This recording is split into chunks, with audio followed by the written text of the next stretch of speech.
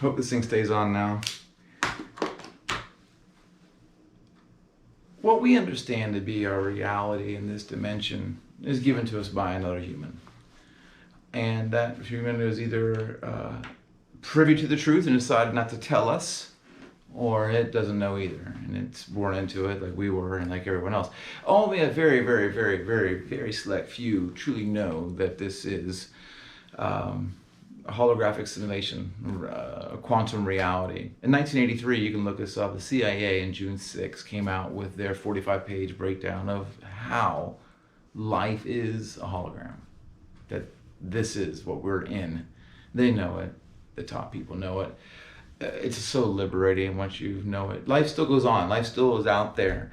But you look at it with a different perspective. You understand it more. You see that how this could be like the upside down world, that like half our government could be literally like trying to, destroy the other half. And the people that vote for it just smile and say, yeah, they look at these assholes. We should get them. I mean, this is a video game.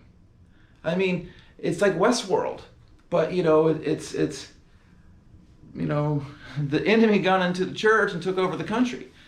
But it's part of the design. We can't judge it because there are things, even though we don't like it when it's happening now, that in the end end up being better for us, or ways to usher in things like you guys waiting for the Messiah, for Jesus to come, and it's like it's not coming the way you think.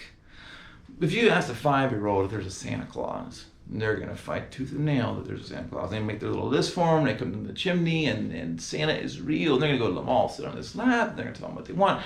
And they want a bicycle, and a skateboard, and a pony, and they just know Santa's going to make it with his little elves, and it's going to be awesome. And you could never tell them it's not Santa. They'd never believe you. You never. Until they get 8 or 9 or 10, and they find out for themselves, and you shattered it. There's people in this country right now, a lot of them, but not as many as they make us think, because the TV does that. It's part of the simulation, it's part of the game, and they make the majority feel like the minority, because it's not a majority of people that like what's happening out there.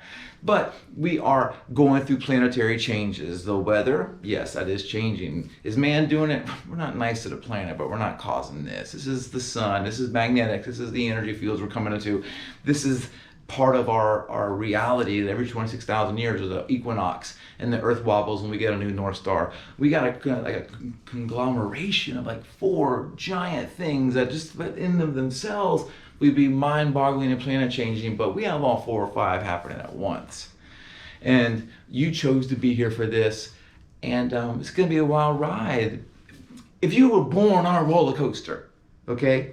Wouldn't you like to know that this is, what if you're stuck there? Just imagine you could be born on a roller coaster. This is great, wow, what a super nice life, yay, this is fun. Hey, you don't know that there's, not on a roller coaster. There is, rivers and sky, everything in life, not on this metal track. You were born on a roller coaster in this life. We're born into a simulation thinking this is real, that we are stuck on this ride. And trust me, it's a daily struggle. Every day, every moment, every second is a choice to make for you to choose either service to others, service to self, service to God, service to others, service to self. When you serve others, you're really serving yourself. That's why they say it feels so much better to give, and trust me, it does. It feels way better to give and make someone's day and to surprise them and to hug the tree and to be nice to the animal and because you're being nice to God. We all believe that God created these things. This is God's creation. Yes. But the rub is, it's ongoing. As we see, you're born, you die, you're born, you die. The animals, trees, plants, the sun, everything goes in cycles. And so the saddest point of our existence has been the thought that we are in this cycle, and then we die and the cycle's over, and that this cycle is finite and it's a real solid mass object, and it's not. And in reality and your dimension is influenced by you. Your thoughts project your reality. You are your thoughts. You think it's a good day, it's a good day. You think it's a bad day, it's a bad day. Yes. I want to be regular and consistent and come here and tell you every day, as many reasons I can think of at the time, with the goal of 3,333 reasons, knowings, and explanations of how we are one. How I am you and you are me. And one of these reasons, one of these explanations, one of these analogies, one of these sessions, one of these times, something's going to crack the shell and you're going to start picking around and you're going to start seeking inside and meditating and asking the simulation, asking God, asking your higher self, asking Creator and friends, which are all the aliens and other life forms and beings, all of them in the simulation too. And there's multiple levels because one simulation created another simulation. And that simulation got to a point where it could create a simulation. And then that simulation got to a point where it could create a simulation. We're in like 7 deep. Like the mirror within a mirror. And you can see, infinite amount of mirrors. You are 3,000 mirrors in, or 3,800 trillion billion mirrors in. But you're still the same mirror. You're still the same one. You're still the same reflection, just a different form of it. Everything is a different form of the same thing. Your body parts, your fingers different than your hair. Your nose is different than your foot. Your knees different than your chest. But they're all still you. I'm the bicep to God. You're his brain or her heart, because she and he is one. Another thing, it needs to be known that the Father, the Son, the Holy Ghost is really the Father, the Mother, God, the child. The two become one. 2,000 years ago, when we went from a matriarchal society to a patriarchal society, and men were in charge, they got rid of all the parts, made women seem like they're equals, or even better. But they're all equals. Everything's equal. Everything is equal. But men didn't think that way. They had to make the women subservient and make them, take them out of the equation altogether. Jesus, born to a woman with God. So born virgin, no family. God, Jesus, no woman God needed, just a Holy Ghost, and so no family. The destruction of the family is destruction of unity. Destruction of unity is destruction of us with the Father in love and each other. We can come together. Diversity is not our strength. Unity of individuals is our strength. All individuals, all diverse in individuality, but unified in the union of our love of each other and our love of God. Anything else comes from a man. It comes from a human being at some point in history that had an alternative agenda for making you act a certain way. Fear, punishment, self-regulation of the slaves, you name whatever you'd like. But anything above that, you are holy, I am holy, everything is holy, we should treat everything as it is holy. Treat everything, especially yourself, that you're holy, that you're divine, that you are incarnated creation. You're creator and friends. And when you do that, you start to feel better about life and see things differently and more clearly, and you'll hear better songs, and my voice, I can sing so much different songs now, and deep voice and Michael Jackson, whatever. Life is yours to take. Be the hammer, be the wings, fly and break the glass around you that's kept you locked in this cage of separation.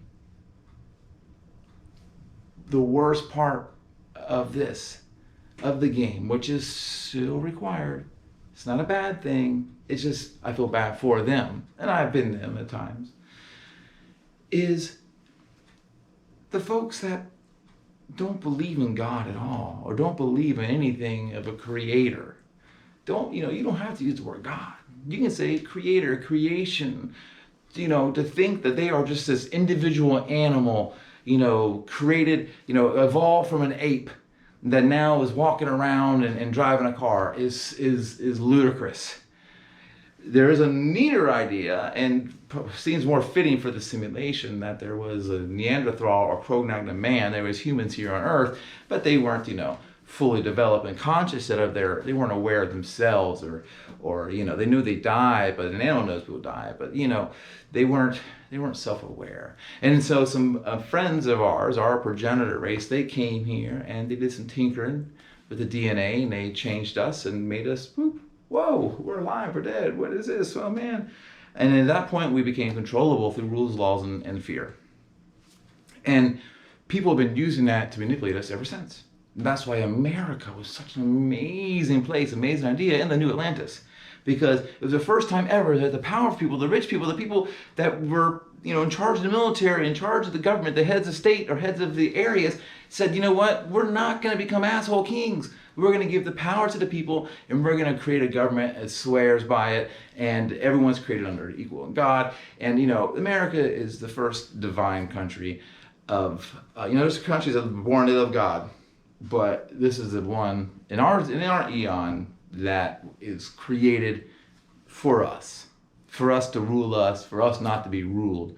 But because of that, people that like to rule can use the niceness and leniency and money to get what they want, to corrupt and take over a country. It's just like watching a sim game, like, it's amazing. You are amazing. You are divine. I'm divine. Everything is God. Everything is creator. The circle, the all-seeing eye, that's your pineal gland. We're just going to throw tidbits of facts at you. We're going to share and teach you how much we love you, and we love this life, and we love God, and we want everyone to know that they are a creator. And we're going to explain how all that fits so perfectly and explain so much how we're Tron. You're in a video game. You are in sim world. So go out and mow your yard tomorrow and just imagine someone's watching you mow your yard. Because everything, when your pet stare at you, when your neighbor sees you, when the car honks at you, everything is in the game. It's like Woody and Buzz and Toy Story. We're characters in a cartoon movie, but it's so freaking real. You're born into it. And it's amazing. So know that and be that, because you are that. And I love you. Namaste. That means the God in me recognizes God in you. I say namaste to everything